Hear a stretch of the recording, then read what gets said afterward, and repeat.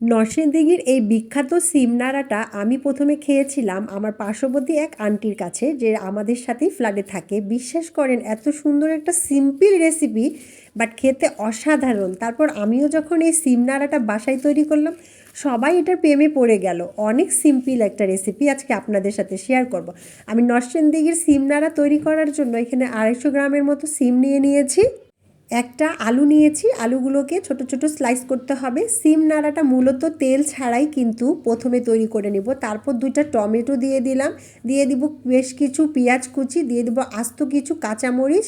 তারপর এখানে অ্যাড করে দেব আমি মরিচের গুঁড়া প্রায় 1 চামচের মতো, আপনি ঝালটা আপনার মতো করে নেবেন। তারপর দিয়ে দেব হলুদের গুঁড়ো, তারপর দিয়ে দেব স্বাদ মতো নুনটাও আপনি আপনার স্বাদ মতোই অ্যাড করবেন।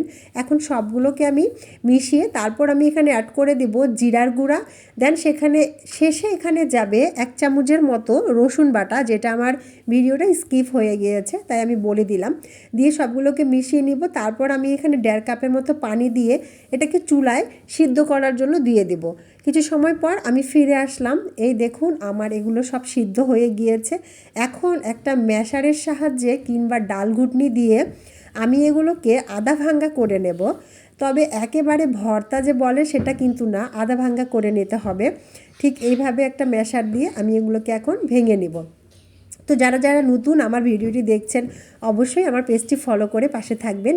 আর ভিডিওটি যদি ভালো লাগে একটু অবশ্যই শেয়ার করে দেবেন।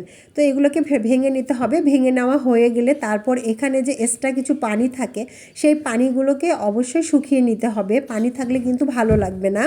তো এগুলোকে আপনি দেখুন পানিগুলো একেবারে শুকিয়ে নিয়েছি, একটুকু পানি নাই, একটু মাখা মাখা রেখেছি।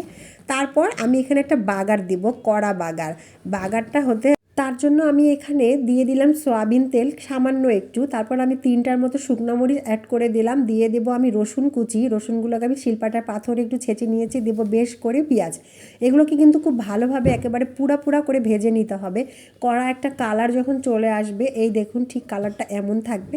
দিয়ে তারপর আমি ওই যে টমেটো আলু যে পেস্ট তৈরি করেছিলাম সেটাকে আমি এখন এখানে দিয়ে দিব। দিয়ে এগুলোকে খুব ভালোভাবে নেড়ে চেড়ে নেব, যেন পানিটা না থাকে। সেটা আবারও এখানে ভালোভাবে শুকিয়ে নেব।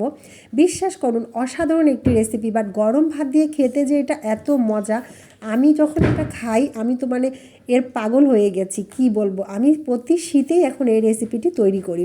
শেষে আমি একটু ধনিয়া পাতা দিয়ে দিলাম। ধনিয়া পাতা দিয়ে এটাকে কিছু সময়ের জন্য ঢেকে রাখবো। তারপর এটাকে আমি চুলা থেকে নামিয়ে গরম গরম ভাতের সাথে সার্ভ করব। দেখতে যেমন সুন্দর, বিশ্বাস করুন আপনারা খেয়ে দেখুন, আপনারা নিজেই এর প্রেমে পড়ে যাবেন। অসাধারণ একটি খাবার নরসিংদীর সিম নাড়া।